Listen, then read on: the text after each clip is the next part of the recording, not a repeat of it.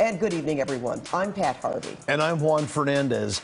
Now tonight, the case of former USC gynecologist George Tyndall, accused of molesting hundreds of female students for decades. Yes, the school paid over $1 billion to settle the claims that it should have known and stopped him, and it was the largest such payment in U.S. history. Tonight, though, we've learned Tyndall has died just months before he was to be tried in criminal court. And his victims are disappointed he will not face justice. KCAL News reporter Joy Benedict live from USC tonight. Joy? Yeah, guys, I mean, it has been 5 years since these allegations first rocked the campus here at USC, and it's something folks still talk about. After a doctor here at the health center was accused of sexually assaulting his patients, what they've been waiting for was a trial, but now they will not get it. I was so saddened when I heard the news that Tyndall died today, and I was so disappointed. It's a feeling that's hard for these women to explain. But once again, after years of telling their story, Lucy Chi found the strength to speak up one more time about the man who sexually assaulted her. I was hoping for justice.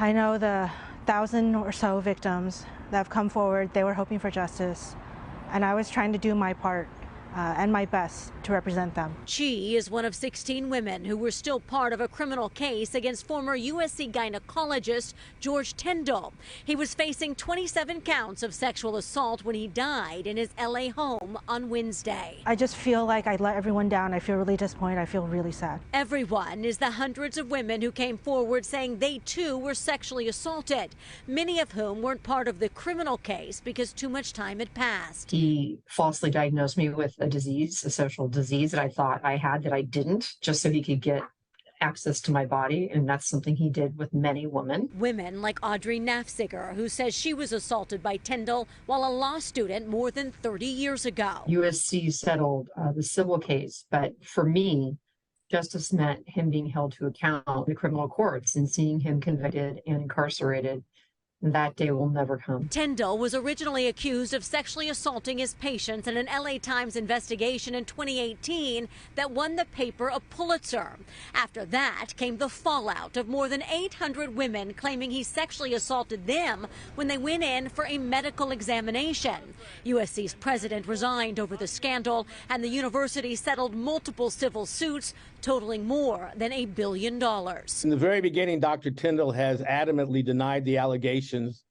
All he ever wanted was his day in court, and he was confident in the end he would be totally exonerated. Leonard Levine was Tyndall's criminal attorney. It was stressful, but he's a fighter.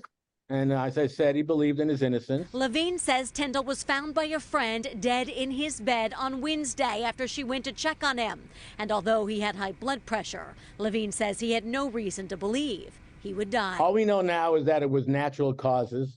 There was no foul play. There was no alleged suicide. But we don't know the exact cause and won't until the coroner's report comes out and the autopsy is concluded. But for many of his victims, this ending leaves them feeling empty and sad that they will never get the day in court they have waited so long for. None of us, none of the survivors of this monster are going to receive justice. Certainly tough for so many, and believe it or not, a hearing was actually scheduled for next week in court to finally set a trial date at some point expected next year. Of course, that will not happen. Instead, his attorney tells me he will take that death certificate to court and ask that the case be dismissed. Guys. Joy, thank you.